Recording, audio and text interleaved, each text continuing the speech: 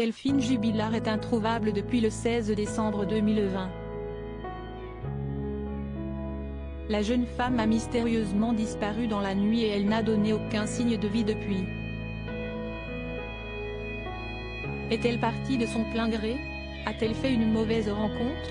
Les révélations concernant cette affaire s'enchaînent et c'est Cédric Jubilard, son mari, qui est le principal suspect. Il a été mis en examen pour homicide volontaire sur conjoint en juin 2021 et est incarcéré à la prison de Toulouse 16 depuis. Il ne cesse de clamer son innocence et il est représenté par 3 avocats. Alexandre Martin est l'un d'entre eux et il était l'invité de France Bleu Occitanie ce lundi 28 mars. L'occasion pour lui d'évoquer son point de vue concernant cette affaire.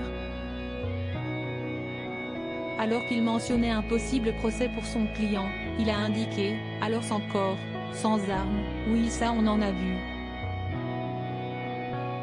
Mais des dossiers sans scène de crime c'est un peu compliqué quand même ».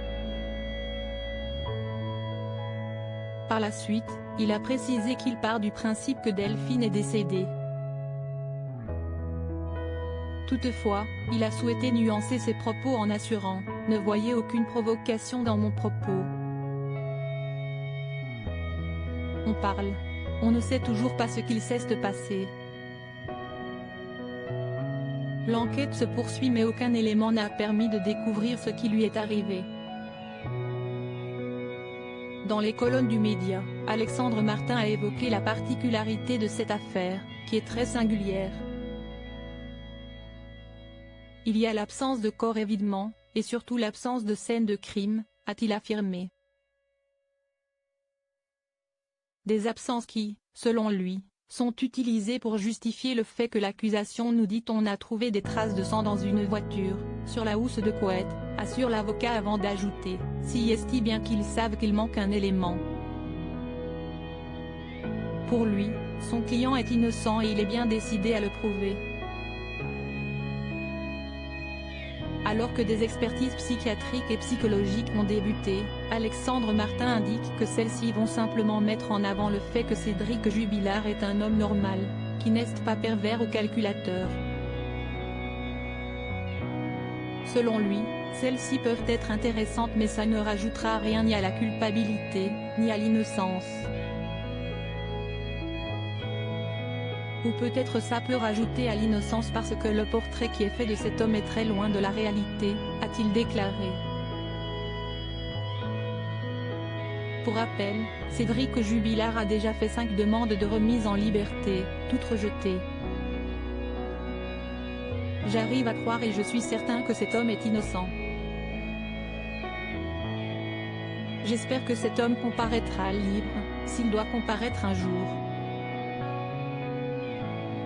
Et ensuite bien entendu que cet homme soit un jour définitivement innocenté, a conclu Alexandre Martin. Cédric Jubilard, quel élément fait beaucoup parler de lui récemment? Les révélations concernant la disparition de Delphine Jubilard s'enchaînent et notamment un nouvel élément, qui revient sur le devant de la scène.